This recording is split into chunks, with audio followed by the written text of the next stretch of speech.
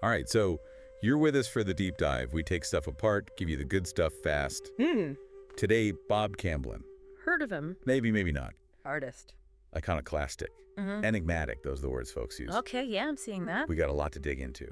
Writings, biography, art world takes.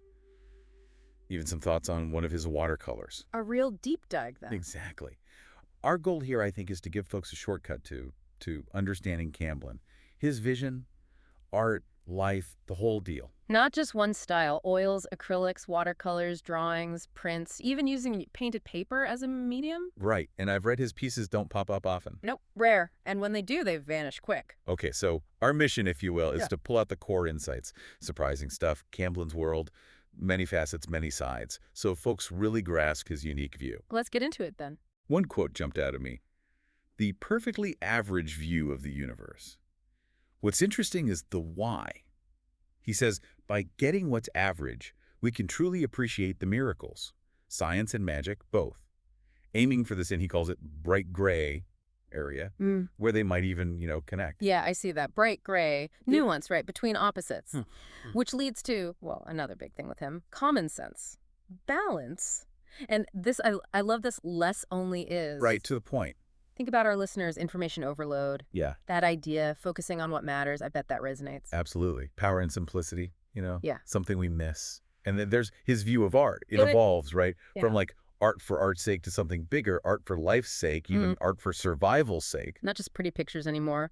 Vital role, and then boom, these Zen-like instructions. When you think, don't act. When you act, don't think. And this one, step off the train of thought. Whoa. Right. Constant mental chatter. He's like, nope.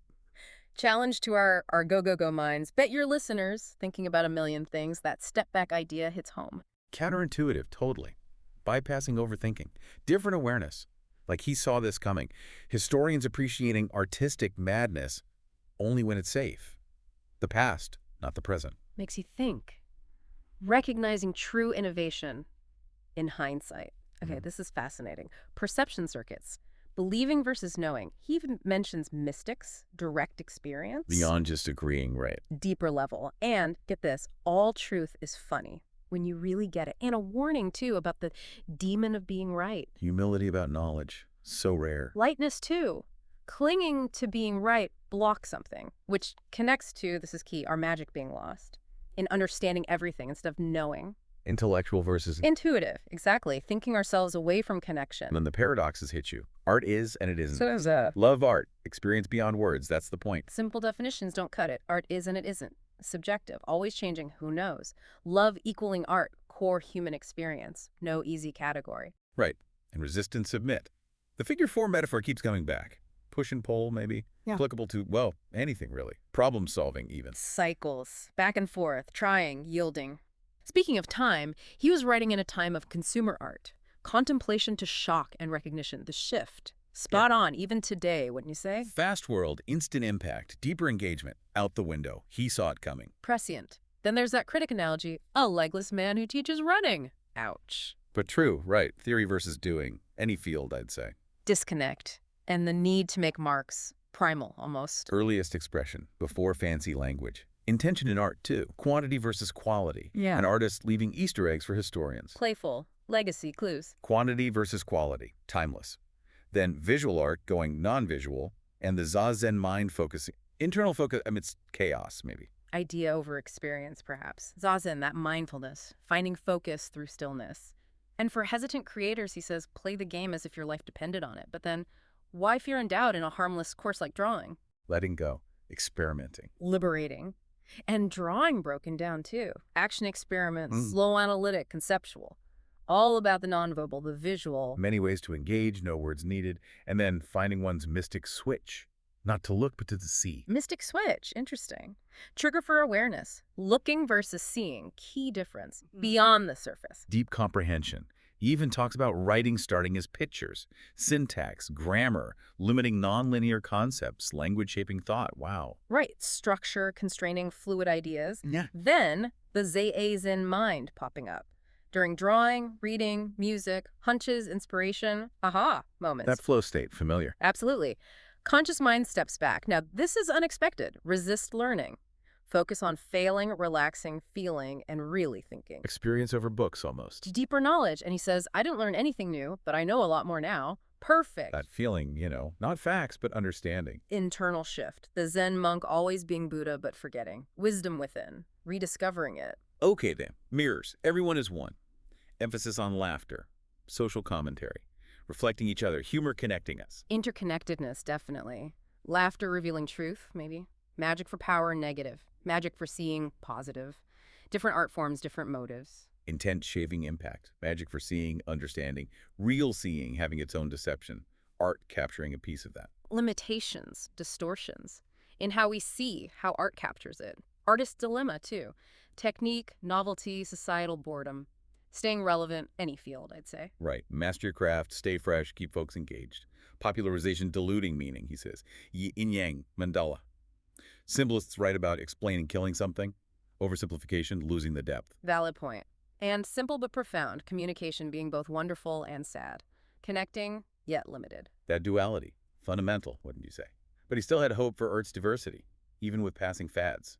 Optimism there. Enduring power of individual creativity. Then there's this, the standard sign against the sunset, meaning known only to we, shared understanding fading over time. Poignant, meaning context specific to a time, and these lists, white crystals, dead bird, things like that, stark, evocative, open to interpretation. Contrasts, unexpected connections, practical advice too. No mistakes, just your best effort. Mistakes as feedback. Growth mindset. Reframing errors. Pride goeth before a fall, he twists it around. Cause and effect, playing with assumptions. Nuance and cause and effect. The hologram analogy.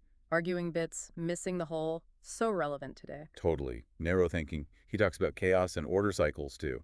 And the hologram. Clear picture, collective understanding. Combining viewpoints, a fuller understanding. Approaching real time, humanity's shared reason. To dream of how it works. That wonder. Universal drive. Understanding our world. And time travel at the speed of enlightenment. Hawksnick analogy for different paths. Overview versus detail. Both valid. His way back. Silence. Melting rocks. Infinite space. Stripping away to the core. And the cycle. Beginning, ending, action connected to past and future. Concise. Interconnectedness. Change. Louis Sullivan mentioned meaning of honor. Values peeking through. And some crutches are wooden, some are gold. Different supports, some limiting. Freedom. Dolce far niente. Reliance. Freedom. The Phoenix in a Shell, 1966. Unleashing potential. Maybe you see that in yourself. Powerful image. Dormant, waiting. Meaning being the living, the empty ribcage full of sand, the leftover. Present moment where true meaning lies. And finally, the universe folding back. Yeah. Waiting for the magnificent pulse. Cosmic. So many ideas. Camblin's perspective, something else, right? Okay, let's trace the path that shaped this all. Born in 28. Strong foundation. Kansas City Art Institute, then Fulbright to Italy. Exposed to the masters early on. Teaching career followed. Academic life, then boom, 1976. Nomadic, all about the art. Conviction, wouldn't you say? Absolutely. Artistic vision. 70s, 80s selling art to Trevor. Diverse inspiration. This book, though, focuses on earlier stuff. 1950 to 1974. Private drawings, reflections. Raw, unfiltered. Not for the public, more like a visual diary. And they say his art goes beyond critiques, speaks to the viewer's soul, visceral, emotional. Intuitive level, bypassing the head. But he did get recognized. Charlotte Moser, the shift to organic forms. Eleanor Freed, the focus on life cycles. Artistic development there. Evolving practice, new themes, languages. And get this, the 70s, Muchas Volantes style. Inspired by data and surrealism, dots, dashes, optical illusions. Playing with perception. Playful, experimental, blurring reality. Data, rejecting norms. Surrealism, dreams, the subconscious. He drew from it all. Collaborative, too. B&E Productions, anonymous works, shared creation over fame. Interesting. Different motivation. We have quotes, too. Pete Gershon, mystical trickster figure. George O. Jackson Jr., art as a portal. Earl Staley, learning from him. Penny Serling, the constant questioning. Carolyn Farb, autobiographical narratives. Enigmatic, everyone says it. Adding to the mystery. Earl Staley, their studios, collaborative shows. Then Camblin withdrawing from the Houston scene. Big figure going solo. Turning away from the establishment, perhaps. His studio, a treasure tableau, and a Mr. Peanut persona. Quirky, right? Adding layers to the enigma. Oregon, Louisiana later on. Uncomfortable returning to Houston before his death. Nomadic life. From traditional beginnings to, well, this. Wandering, collaborative, solitary. Okay, let's zero in on a piece. New Orleans Mask, the watercolor. Two figures. vibrant orange-yellow, costumes, blue background, pointed hoods, masked faces, watercolor, that loose, flowing feel. Right. And they link this to beginner's mind. Zen, Shoshin, openness, no preconceptions, fresh eyes for your listeners. Masked figures, shedding identities, no judgment, flowing garments, the fluidity of everything, blue background, a spacious mind, visual to philosophical, that connection. Direct embodiment, almost. No expressions, look beyond the surface, fluid watercolor, impermanence. Then the I Ching, hexagram 56, the wanderer. Transience, movement, adaptability, new paths, we all know those. Visually capturing that state, uncertainty, transition. Then I Ching together. Fluid self, open mind, amidst the unknown, self-discovery. Journey, bright colors against blue. Boldness, energy, resilience, inner strength and ambiguity. Echoes of expressionism, they say. Color for emotion. Fauvism, those intense, non-naturalistic colors. Even a childlike quality, like Paul Klee. Artistic connections, broader vocabulary conveying his philosophy. Surrealism, too. Subconscious dreams. The YouTube transcript, the cloaked wanderers, same themes. Concealment, transformation, the unknown. Consistent interpretations, solidifying the themes. Masks, the roles we play. Performative, letting go of fixed ideas. Flowing garments, impermanence. Blue, that spacious mind, free from distraction. And the wanderer again. This time facing uncertainty without rigid beliefs. Bright garments, resilience, fluid watercolor, unrefined authenticity, all connected. Visual meditation, navigating life's changes. Openness, inner strength. The painting, they say, it's about life as a process. Cloaked figures, all of us shedding those fixed identities. And they ask, take a moment to reflect on the masks you wear. What would happen if you approach life with a beginner's mind? Wow. Self-reflection time. Now back to that book review. Historicalinfo.pdf. Art as questions, images disguised. Philosophy trying to answer, knowing it's never complete. Perfect for Camblin, wouldn't you say? Absolutely. Not answers, but provoking thought. They talk about transformation of the ordinary. Figure 4, trap, entanglement. Tattooed arm, history untold. Frog, effortless wisdom. Deeper meaning, everyday stuff, inviting us to do the same. Right, mundane to symbolic. And drawings as paradoxes made visible, trap that doesn't trap, structure unmoving, blueprints for ideas, challenging our thinking. Disrupting us, illusion too, vanishing acts, misdirection, reality, perception, that impermanence again. Subjective nature of what we see. And the traps. Fear, time, self-made, stories of being human. Our struggles visually. Internal, external, it's all there. Stillness too. Bound figures, bolted down, stuck, peaceful, he doesn't say. Active engagement, our own view. Questions, riddles, not answers. Zenkoans in disguise. Challenging rational minds, intuitive insight. Last bit, the foreword. Zen and the Art of Enlightenment, Volume 1. Art movements showing how we see things changing.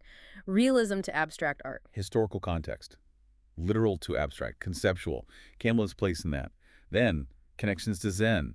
Direct experience. I Ching, continuous change, intersection of thought, fascinating. Intellectual, spiritual underpinnings. Abstraction with symbols. Ancient wisdom, modern experimentation. Impelling, still relevant, different perspectives like you say. Right, unique combination. Forward says his art's a portal. Heightened awareness, contemplation, not just stories. Viewer creating meaning. Not passive, active engagement, leading to. Self-reflection. Ekphrastic dialogue, they call it. Art sparking thought discovery, lingering on a piece, inner exploration. Dynamic interaction. Impermanence again, inner landscapes evolving. Nothing static, art or ourselves. Change, always. Aligning with the big themes, interpreting his work, personal dialogue, metaphors not instructions. Intuitive understanding, you the viewer, shaping meaning. Psychological, spiritual growth even. Holistic view of art. So listener, we've been through it. Bob Camblin's world. Ideas, art, the layers of meaning, that New Orleans mask. Questioning, paradox, deeper engagement, inside and out. Gaining knowledge, contemplating, embracing ambiguity. That's you, listener. We know that. Right. Understanding not just answers, but the questions we ask. So, final thought. Camblin's way. Step off the train of thought, intentionally. Fresh perspective. Maybe not just look, but truly see. Around you, within you. Intrigued. Seek out more. This deep dive, just the beginning. Happy exploring. Until next time.